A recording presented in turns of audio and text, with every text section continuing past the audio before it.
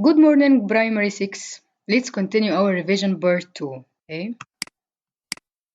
Unit 3, Geometry and Measurements.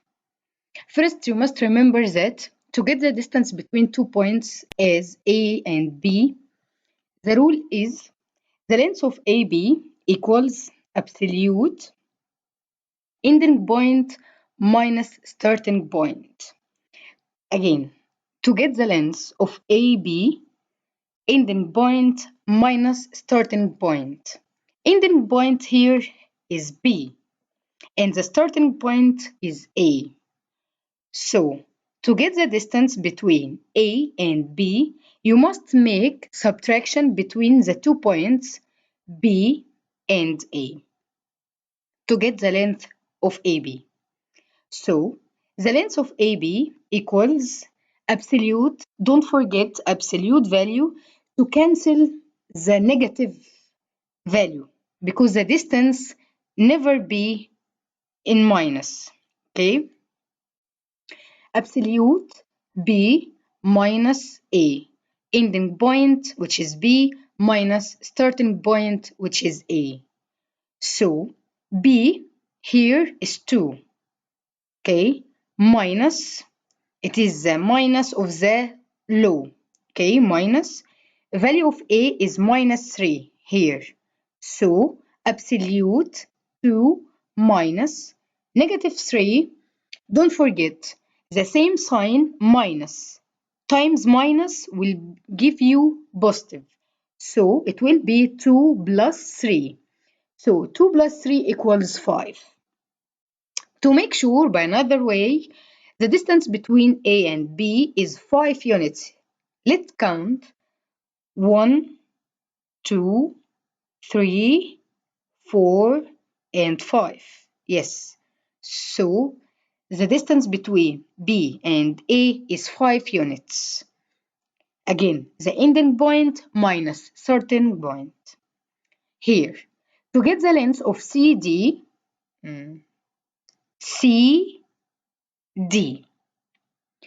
absolute ending point minus starting point. Ending point is D here, which is 6. And starting point is here, which is C, is negative 5.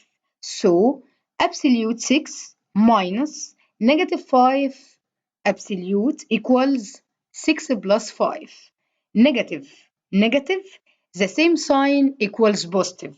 So, 6 plus 5 equals 11. Let's count the distance between CD 1, 2, 3, 4, 5, 6, 7, 8, 9, 10, 11. Yes. Translation. The geometric transformation or movement. We have 3 kinds of movement. First, reflection. Like here, if I have arrow in front of a mirror, it will reflect it like this. Okay? Like mirror. Here, translation. What is the meaning of translation? Translation means movement. Here, this arrow is moved to be here. Rotation. What is the meaning of rotation? Rotation is to curve the shape, like here. This arrow curved to be here. This grid contains 2 axes. The horizontal x, which is called x-axis, and the vertical x, which is called y-axis. If I have points like here, A, the x-axis or x-coordinate is 1. Here, 1 on the horizontal line, 1. And its y-axis is 3 here on the vertical x. So the coordinate of point A is 1, 3. Okay, I want to translate this point by 3 and 1. Make sure to translate any point or to move any point or any shape, you must add the x-axis of translation to the x-axis of point and the y-axis of translation to the y-axis of point. So, to translate point A, to get its image A dash, you will make 1 plus translation plus 3 equals 4. And 3 plus 1 equals also 4. So, to translate point A and get its image A dash, you will make 1 plus 3 and 3 plus 1. Okay, don't forget to translate any point or any shape, you must make addition between the x-axis of translation to the x-axis of point and the y-axis of translation to y-axis of point. So you now get the image of point A, which is A dash equals 4, 4. 4, the first number refers to x-axis and the second number refers to y-axis. Finally, area of a circle. First, you must remember the diameter of a circle equals 2 times r. R refers to radius, okay? Diameter equals 2 times r, like here. This diameter equals 2 times r and r. The circumference of circle equals pi times diameter. Pi here is a given value, which is equals 22 over 7, approximated to 3.14, okay, times diameter. We can put instead of diameter 2 times r, okay, so the rule will be the circumference of a circle equals 2 times pi times r, which is radius. The area of a circle equals pi times r power 2 or square r. So to get the area of a circle, first you must get the radius of the circle and make square to it, then times pi, which is equals, again, it will be given 22 over 7 or 3.14. Use as you want, okay? Example, calculate the area of the opposite figure. This figure contains two parts.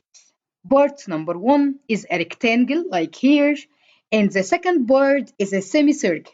Semicircle means half circle like here, half circle.